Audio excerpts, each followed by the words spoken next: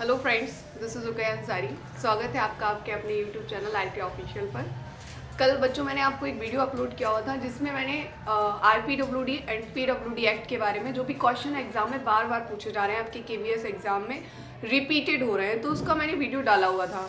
और मैंने आपको क्लास में भी इसको एक्सप्लेन नहीं किया हुआ था, तो कल मैंने उस वीडियो में आपको एक्सप्लेन किया हुआ है। बार बार बेटा एक बार जाकर उस वीडियो को जरूर देख लीजिएगा, जिससे आपके 1-2 मार्क्स जो हैं वो श्योर हो सकें। क्योंकि एग्जाम में जो क्वेश्चंस बन रहे हैं वो आपका सन से नहीं बन रहे हैं। जैसे कि पीडब्ल्यूडी एक्ट कब आया 1995 में, क्वेश्चन बना रहे हैं कि ये कब लागू किया गया, कब जो है इसका मंथ है, मंथ को बहुत ज़्यादा कह सकते हो ये फोकस्ड कर रहे हैं, मंथ से रिलेटेड क्वेश्चन ज़्यादा बना रहे हैं। तो इसीलिए कल मैंने आपको उस वीडियो में जितने भी कह सकते हो डिसेबिलिटी रखी गई थी, कौन कौन सी डिसेबिलिटी थी, कल मैंने उसको एक्सप्लेन किया हुआ था। जो बच्चों ने वीडियो नहीं देखा है तो जाकर प्रीवियस वीडियो देखें और अपने मार्क्स को श्योर करें। आज मेरा जो कह सकते हो नेक्स्ट जो टॉपिक है वो है हमारा आरटीई, निःशुल्क एवं अनिवार्य शिक्षा का अधिकार अधिनियम 2009। इससे भी बेटा एग्जाम में क्वेश्चंस देखने को मिल रहे हैं, धाराएं बहुत एग्जाम में पूछी जा रही हैं एजुकेशन से रिलेटेड, तो वही टॉपिक मैं आज आपके लिए लेकर आई हूँ। तो आपको वीडियो अच्छा लगे तो please like share and subscribe करें। और जो बच्चे कह सकते हो तैयारी कर रहे हैं उनको अपना बहुत ही बेस्ट देकर आना है एग्जाम में, तो आई होप मेरी जो वीडियो है वो आपके लिए हेल्पफुल रहे। तो चलिए स्टार्ट करते हैं।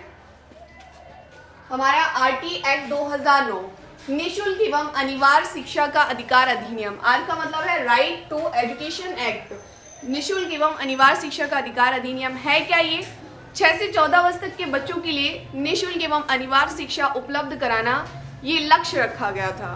पहले क्या था? आर्टिकल 45 में अनुच्छेद 45 में 6 से 14 वर्ष तक के बच्चों के लिए निःशुल्क एवं अनिवार्य शिक्षा का प्रावधान किया गया, लेकिन वो सक्सेसफुल नहीं हुआ, तो शिक्षा को एक मौलिक अधिकार में जोड़ दिया गया। उसके बाद आया हमारा आरटी एक्ट 2009, जिसमें 6 से 14 वर्ष तक के बच्चों के लिए निःशुल्क एवं अनिवार्य शिक्षा का प्रावधान किया गया, जिसमें कोई भी कह सकते हो आप निःशुल्क लीजिए, कोई फीस नहीं है आपके लिए, आपकी पूरी एजुकेशन फ्री ऑफ कॉस्ट रखी गई। ठीक है, तो इसमें कितनी अध्याय हैं और कितनी धाराएं हैं? इसमें अध्याय रखे गए हैं आपके 7 अध्याय इसमें जोड़े गए थे, और आपकी धारा थी 38 धाराएं इसमें जोड़ी गई हैं। तो क्वेश्चन कुछ भी बन सकता है बेटा, कुछ भी हम कह सकते हैं। अभी कल मैंने आपको एक डिसेबिलिटी बताई हुई थी जिसमें आपकी मल्टीपल स्क्लेरोसिस बीमारी जो स्टीफन हॉकिंस को थी। बेटा बताइए, इस तरह के क्वेश्चंस एग्जाम में देखने को मिल रहे हैं, तो इसीलिए आपकी इसमें कितनी धाराएं ऐड की गई हैं? तो 38 धाराएं हैं। कितने अध्याय हैं? तो 7 अध्याय इसमें बताए गए हैं आपके आरटी एक्ट 2009 में। चलिए देखते हैं कि ये पॉइंट बहुत इंपॉर्टेंट है कि पूछ दे के 86वां संविधान संशोधन कब हुआ था? तो ये हुआ था आपका 2002 में। और संशोधन कौन सा था? तो 86वां संविधान संशोधन था। और आर्टिकल 21A पूछ दे कि निःशुल्क एवं अनिवार्य शिक्षा के लिए कौन सा अनुच्छेद प्रभावी होता है? तो आर्टिकल 21A। कौन सा संविधान संशोधन प्रभावी होता है? तो 86वां संविधान संशोधन कब आया? तो 2002 में। कितने आयु वर्ष तक के बच्चों के लिए रखा गया है? मोस्टली ये क्वेश्चन एग्जाम में पूछा जा रहा है कि कितने आयु वर्ष तक के बच्चों के लिए ये आरटी एक्ट रखा गया है? तो ये रखा गया है 6 से 14 वर्ष तक के बच्चों के लिए। लेकिन जो दिव्यांग बच्चे हैं, जो अपंग बच्चे हैं, उनका जो कह सकते हो आयु वर्ग है वो है 6 से 18 वर्ष। कितना है? सामान्य बच्चों के लिए तो 6 से 14 वर्ष है, लेकिन जो दिव्यांग बच्चे हैं उनके लिए आयु वर्ग रखा गया है 6 से 18 वर्ष तक के बच्चों के लिए निःशुल्क एवं अनिवार्य शिक्षा प्रावधान किया गया है। ठीक है, तो इसी तरह से एक ही लाइन में हमारे 4 क्वेश्चंस कंप्लीट होते हैं कि किस अनुच्छेद के अंतर्गत आपका निःशुल्क एवं अनिवार्य शिक्षा का अधिकार अधिनियम रखा गया है। तो आर्टिकल 21A। कौन सा संविधान संशोधन प्रभावी है? तो 86वां संविधान संशोधन। कब हुआ ये? तो वो हुआ 2002 में। कितने आयु वर्ष को सम्मिलित किया गया है? तो 6 से 14 वर्ष तक के अपंग बालकों के या दिव्यांग बालकों के लिए जो आयु वर्ष रखा गया है वो रखा गया है आपका 6 से 18 वर्ष। ठीक है, अच्छा ये क्वेश्चन भी एग्जाम में देखने को मिल सकता है कि राज्यसभा में ये कब पारित हुआ? तो राज्यसभा में पारित हुआ था आपका 20 जुलाई 2009 को। कब हुआ? 20 जुलाई 2009। और ये लोकसभा में पारित हुआ 4 अगस्त 2009 को। ये तो डेट सबको पता है कि आरटी एक्ट 2009 कब लागू हुआ? 1 अप्रैल 2010 को। लेकिन राज्यसभा और लोकसभा से भी क्वेश्चंस बन सकता है एग्जाम में। तो राज्यसभा में हुआ है 20 जुलाई 2009 और लोकसभा में हुआ है आपका 4 अगस्त 2009 को। ठीक है, समझ में आया होगा। और ये पूरे देश में लागू हुआ। अगर संपूर्ण देश में पूछा जाए, संपूर्ण देश में लागू पूछा जाए तो कब हुआ, तो वो होगा आपका 1 अप्रैल 2010। जम्मू एंड कश्मीर को छोड़कर सारे कह सकते हो पूरे देश में सभी राज्यों में लागू किया गया, तो वो किया गया 1 अप्रैल 2010 को। ठीक है, अब इससे रिलेटेड जो धाराएं हैं उसको देख लेते हैं। धारा जो 5 है, धारा 5 बताती है कि दूसरे विद्यालय में बच्चे का ट्रांसफर किया जा सकता है। जैसे कि कक्षा 2 में बच्चा पढ़ रहा है और उसके माता पिता किसी अन्य राज्य में रहते हैं, उनका ट्रांसफर हो जाता है, तो बच्चा जो है उसको ट्रांसफर लेने का अधिकार है, वो जाकर दूसरे विद्यालय में ट्रांसफर ले सकता है। आप उसमें किसी भी प्रकार की कंडीशन नहीं लगाएंगे। जैसे होता है ना 9th 10th में आप ट्रांसफर नहीं ले सकते, अगर आप जहाँ से 9th कर रहे हो वहीं से आपको 10th करना पड़ेगा, इस तरह का रूल्स रहता है। लेकिन अगर आरटी एक्ट के थ्रू आप जाते हो, कक्षा 2 में बच्चा पढ़ रहा है, तो उसे ट्रांसफर लेने का अधिकार है, उसे दोबारा से एडमिशन नहीं लेना होगा। तो धारा 5 में बताया गया है कि दूसरे विद्यालय में बच्चा ट्रांसफर ले सकता है। अच्छा, धारा 5 में ये भी बताया गया है कि सरकार का अंशदान कितना रहेगा, शिक्षा पर व्यय कितना रहेगा। तो केंद्र सरकार का जो व्यय है वो है 60% और राज्य सरकार का जो व्यय है वो रखा गया है 40%। ठीक है, केंद्र सरकार का व्यय कितना रखा गया है 60% और राज्य सरकार का जो व्यय है, शिक्षा पर जो अंशदान है, शिक्षा पर जो खर्च है वो रखा गया है 40%। अच्छा, जो नॉर्थ ईस्ट के होते हैं वहां पर जो रेशियो है वो 90:10 है। जो नॉर्थ ईस्ट वाले विद्यालय हैं वहां पर अगर रेशियो पूछ दे तो वहां पर रेशियो 90:10 होगा। 90% जो कह सकते हो वो केंद्र सरकार का होगा और 10% होगा राज्य सरकार का जो खर्च का प्रावधान होगा। नेक्स्ट है हमारी धारा 12। धारा 12 में बताया गया है कि प्राइवेट और जो निजी स्कूल हैं उसमें जो गरीब बच्चे हैं उनके लिए 25% सीटें आरक्षित की गई हैं। कि क्वेश्चन भी बहुत मोस्ट इंपॉर्टेंट है कि कितने % सीटें जो हैं वो गरीब या निर्धन वर्ग के बच्चों के लिए आरक्षित की गई हैं, तो वो की गई हैं 25%। किस धारा का प्रावधान है, तो वो धारा 12 का प्रावधान आपका दिया गया है। नेक्स्ट है धारा 13।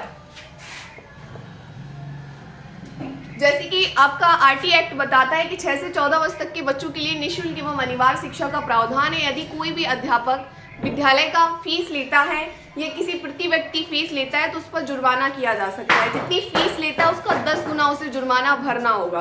किस धारा का प्रावधान है, वो है धारा 13।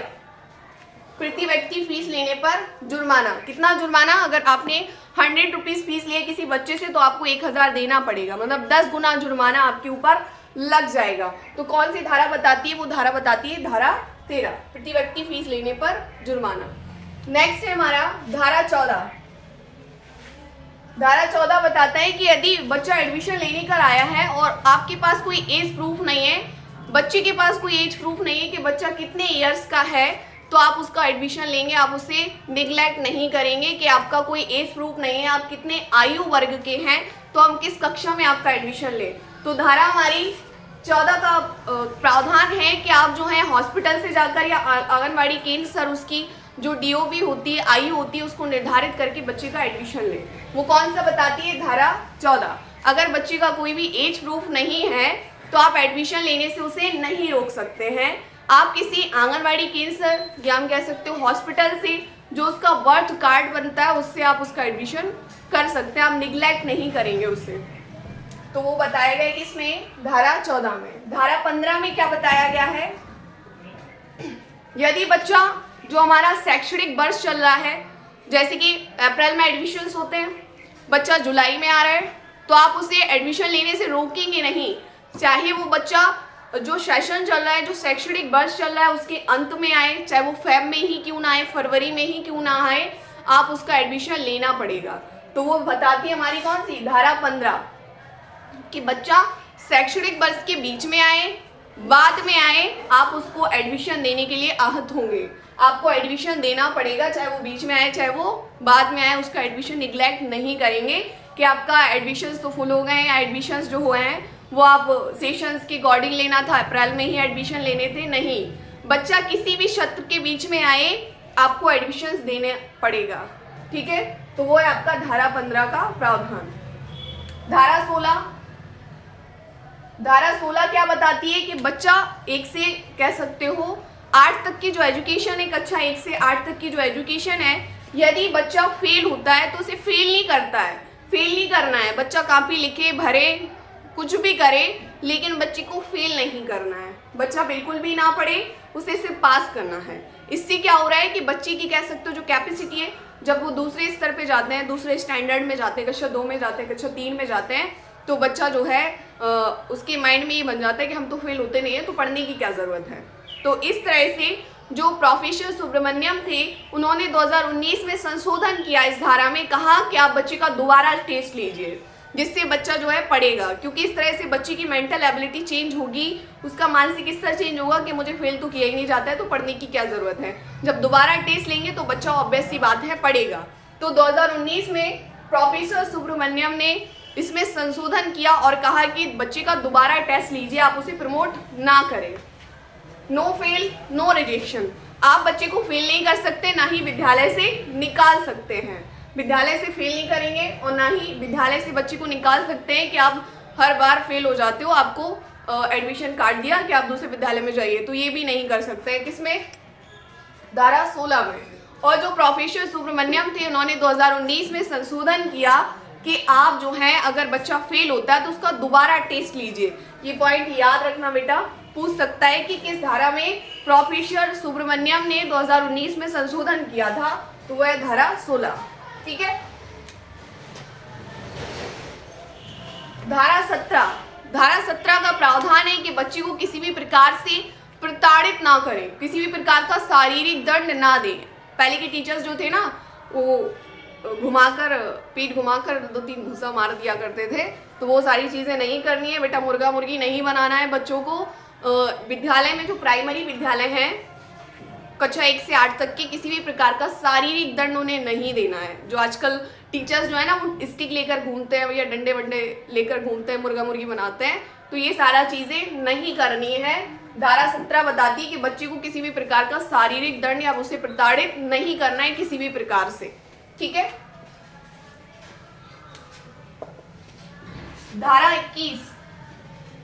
धारा 21 मोस्ट इंपॉर्टेंट है। एसएमसी कई क्वेश्चन एग्जाम में पूछे जा रहे हैं, एनवीएस के, आपके केवीएस के एग्जाम में, कि SMC school management committee, school management committee का अध्यक्ष कौन होता है? विद्यालय प्रबंधन समिति, इसको हिंदी में कहते हैं स्कूल मैनेजमेंट कमेटी या विद्यालय प्रबंधन समिति। इसका अध्यक्ष कौन होता है? तो इसका अध्यक्ष होता है आपका अभिभावक, पेरेंट्स। उपाध्यक्ष होता है, वो होता है आपका हेड, आपका जो कह सकते हो जो प्रधानाध्यापक होते हैं, वो आपके कौन होते हैं? वो होते हैं उपाध्यक्ष। और अध्यक्ष कौन होता है? वो होता है अभिभावक। अगर सचिव पूछ दे कि एसएमसी का सचिव कौन होता है, तो वो होता है आपका ग्राम प्रधान। एसएमसी का सचिव ग्राम प्रधान, और उपाध्यक्ष हमारा प्रधानाध्यापक, और हमारा जो अध्यक्ष होता है वो होता है हमारा अभिभावक, ठीक है। तीनों पॉइंट याद रखना। अध्यक्ष कौन है? तो अध्यक्ष है आपके पेरेंट्स, अभिभावक। उपाध्यक्ष है आपके हेड, प्रधानाध्यापक। और सचिव पूछ दे कि एसएमसी का सचिव कौन होता है, तो वो होता है आपका ग्राम प्रधान, ठीक है। इसमें कितने % जो महिलाएं जो हैं वो एसएमसी की कह सकते हो इस कमेटी की अध्यक्ष होती हैं, एसएमटी कमेटी में होती हैं शामिल, तो 50% महिलाएं जो हैं वो आपकी इस एसएमसी की मीटिंग में उपस्थित होती हैं या इनरोल होती हैं। और अगर पूछ दे कि कितने वाई सदस्य जो होते हैं वो पेरेंट्स की तरफ से होते हैं, और कितने % सदस्य जो होते हैं वो टीचर की तरफ से होते हैं, तो 1/4 जो होता है सदस्य, मतलब 25% टीचर्स इसमें मेंबर होते हैं, और 75% जो होते हैं वो मेंबर अभिभावक होते हैं। एसएमसी जो कमेटी होती है, इसमें कितने % जो सदस्य अभिभावक होते हैं और कितने % टीचर होते हैं? तो 25% सदस्य टीचर होते हैं, और 75% 75% जो सदस्य होते हैं वो हमारे अभिभावक होते हैं। 3/4 एंड 1/4, 75% एंड 25%, ठीक, 25%। और महिलाओं का कितना % रखा गया है? तो 50% इसमें महिलाएं होना चाहिए, ठीक है। अच्छा, इसमें बताया गया है धारा 16 में बच्चे को कह सकते हो नो डिटेक्शन पॉलिसी आई हुई थी, जिसमें कक्षा 8 तक के बच्चों को फेल नहीं करना है। नो डिटेंशन पॉलिसी, जिसमें फेल नहीं किया जाता था। तो प्रोफेसर सुब्रमण्यम ने इसमें संशोधन किया कि आप बच्चे को फेल ना करें, लेकिन आप उसका दोबारा से टेस्ट लें, जिससे बच्चा जो है वो उसकी मानसिक स्तर, जो उसकी मेंटल एबिलिटी बन रही है कि हम जो है उसकी मेंटालिटी बन रही है कि हमें तो फेल ही नहीं किया जाता है, तो उसमें बदलाव के लिए आप उसका दोबारा से टेस्ट लें। ये किसने कहा था? प्रोफेसर सुब्रमण्यम ने 2019 में इसमें संशोधन किया था। जो हमारी नो डिटेंशन पॉलिसी थी वो कहती थी कि कक्षा 1 से 8 तक बच्चों को फेल ही नहीं करना है। ठीक है, चलिए धारा 24 में बताया गया है शिक्षक के कर्तव्य भी बताए गए हैं कि आपकी टीचर्स की क्या क्या कह सकते हो रिस्पॉन्सिबिलिटीज होती हैं। शिक्षक के कर्तव्य किस में डिफाइन किए गए? धारा 24 में ये बताए गए हैं, जैसे कि जो विद्यालय में टीचर आए वो टाइम से आए। आजकल के टीचर्स तो देखो भैया 9 बजे का स्कूल है तो 10 बजे 11 बजे इस तरह से विद्यालय पहुंचते हैं। पहले के टीचर्स तो और ही आराम से पहुंचते थे कि भैया आराम से ही सरवाइव हो रहा है, जॉब चल रही है, बच्चे तो पढ़ ही जाएंगे। तो बच्चे शिक्षक के भी कर्तव्य बताए गए हैं किसमें? धारा 24 में, कि टीचर्स को समय से नियमों का पालन करके विद्यालय में उपस्थित होना है। किस तरह से उन्हें कह सकते हो पीटीएम अभिभावक मीटिंग रखनी है, पेरेंट्स टीचर मीटिंग रखनी है, किस तरह अभिभावकों से जुड़ना है, बच्चों से किस तरह घुल मिलकर रहना है, ये सारे स्वच्छता पर ध्यान रखना है, ये सारी चीज़ों की शिक्षक के कर्तव्य बताए गए हैं। किसमें बताए गए? धारा 24 में। ठीक है, नेक्स्ट है धारा 25। धारा 25 में बताया गया है शिक्षक छात्र अनुपात, जो टीचर्स और स्टूडेंट्स रेशियो होता है वो कितना होना चाहिए, ये किस में बताया गया है? धारा 25 में बताया गया है। तो आपको पता होगा कि प्राइमरी विद्यालय में जो टीचर्स रेशियो होता है वो होता है 1:30, 1:30, और अपर प्राइमरी में कितना होता है? 1:35। अपर प्राइमरी में कितना होता है? 1:35। जो शिक्षक छात्र अनुपात है वो कितना होता है? चलो इसको डिफाइन कर दें थोड़ा यहाँ पर। ये आप लोगों ने नोट कर लिया होगा, नहीं किया तो मैं साइड जाती हूँ। धारा 25 मैं अभी एक्सप्लेन करती हूँ। ठीक है,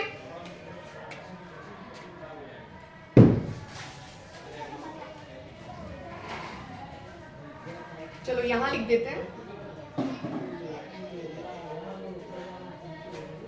अगर धारा 25 का प्रावधान है शिक्षक छात्र अनुपात,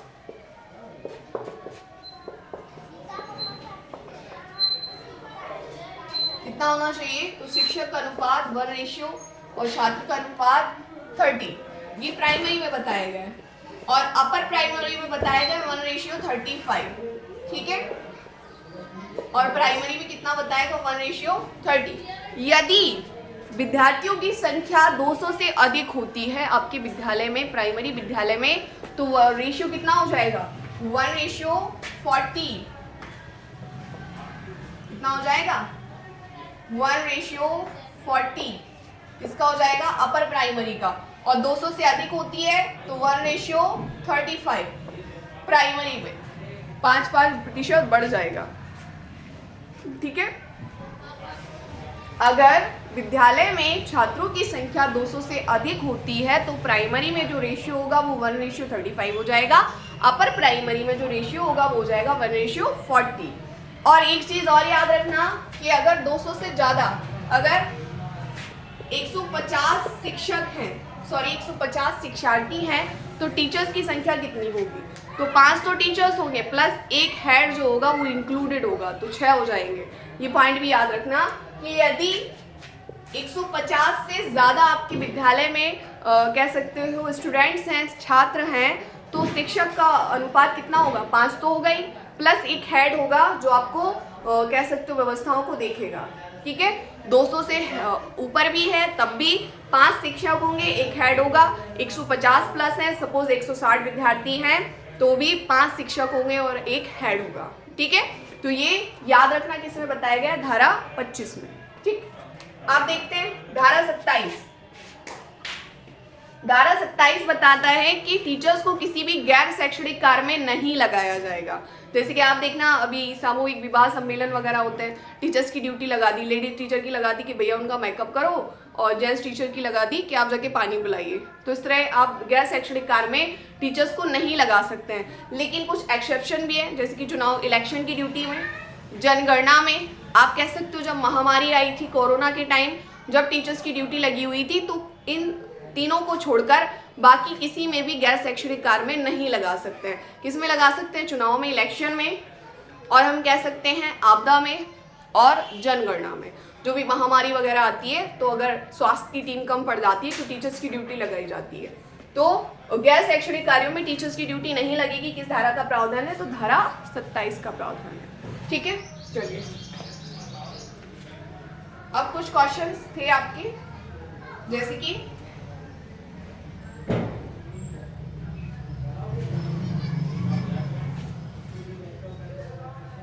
कि बताया गया है कि आपकी शिक्षक की न्यूनतम साप्ताहिक घंटे कितने होंगे? शिक्षक न्यूनतम साप्ताहिक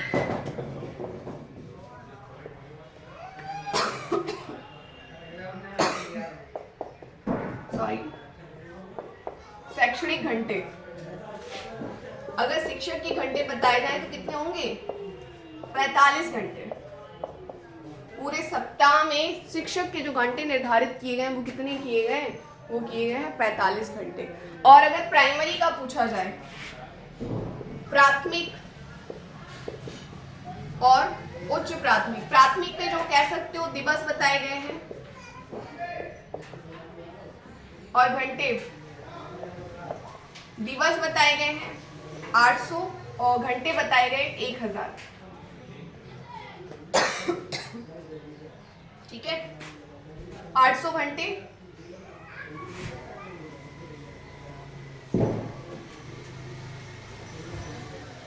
दिवस बताए गए हैं कितने? 800 और 1000, सॉरी एक मिनट, घंटे बताए गए हैं 800 घंटे, दिवस बताए गए हैं 200। बेटा ज्यादा हो गया, कंफ्यूजन हो गया एकदम से।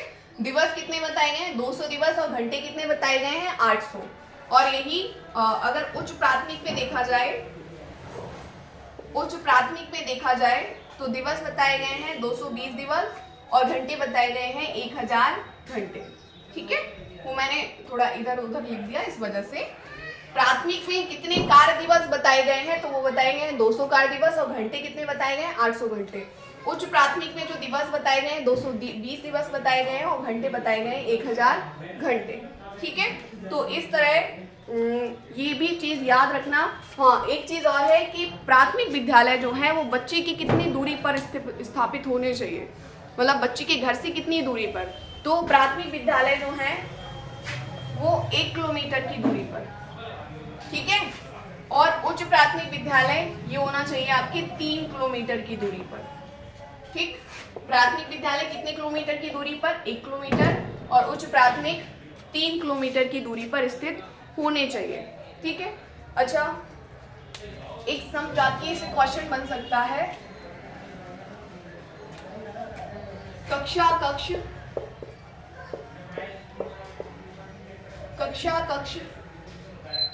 बच्चों के अनुसार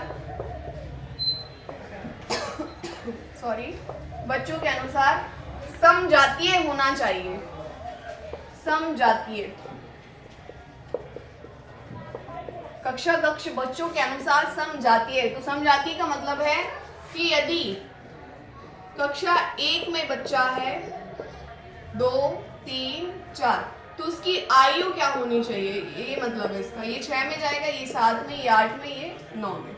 ठीक है, 9 वर्ष का बच्चा किस कक्षा में रहेगा? तो कक्षा 4 में। बेटा इतने छोटे छोटे पॉइंट एग्जाम में पूछे जा रहे हैं, ये बहुत सरल पॉइंट है, लेकिन क्या होता है एकदम से एग्जैक्ट नहीं हो पाते हैं। तो आपके केवीएस एग्जाम के लिए बहुत ही इंपॉर्टेंट सेशन आज मैंने लिया है, जिसमें से आपको 2 से 3 मार्क्स इसको मिल जाएंगे देखने को। तो आयु के अनुसार समजातीय होना चाहिए, इसका मतलब है कि कक्षा 1 में जो बच्चा है वो कितने वर्ष का होगा? वो 6 वर्ष का होगा। कक्षा 2 में जो बच्चा होगा वो 7 वर्ष का होगा। कक्षा 3 में जो बच्चा होगा वो 8 वर्ष का होगा। जो कक्षा 4 में बच्चा होगा वो 9 वर्ष का होगा। ये इसका मतलब था। ठीक है, बाकी प्राथमिक विद्यालय कितने किलोमीटर की दूरी पर स्थित होने चाहिए, तो वो होने चाहिए आपके 1 किलोमीटर, 1 किलोमीटर, और उच्च प्राथमिक होना चाहिए आपके 3 किलोमीटर की दूरी पर। आई होप वीडियो पसंद आया हो, इसे लाइक करें, शेयर करें एंड सब्सक्राइब करें। Thank you.